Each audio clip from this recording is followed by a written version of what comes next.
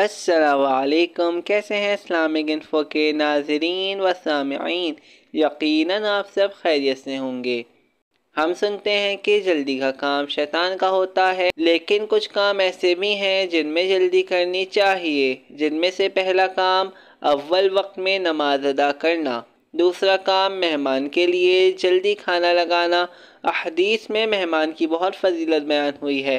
حدیث کا مفہوم ہے کہ جیسے کہ آپ جو کھاتے ہیں اللہ اس پر نعمت کا سوال کرے گا، سوائے اس نعمت کے جو آپ نے مہمان کے سامنے پیش کی ہو۔ تیسرا کام جس میں جلدی کرنا چاہیے وہ ہے جنازہ اٹھانے میں، جتنا جلدی ہو سکے جنازے کو دفنایا جائے۔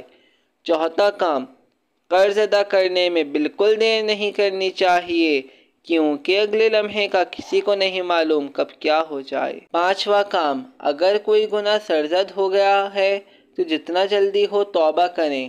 چھٹا کام لڑکیوں کی شادی کرنے میں جلدی کریں۔ یا اللہ ہمیں ان سب کاموں کو جلدی انجام دینے کی توفیق عطا فرما، آمین۔ اگر آپ کو اس ویڈیو کا ایک لفظ بھی اچھا لگا ہو تو چینل کو لائک، سبسکرائب اور اپنے دوستوں کو شیئر کرنا مت بھولیں۔ اب تک کے لیے اتنا ہی، خدا حافظ۔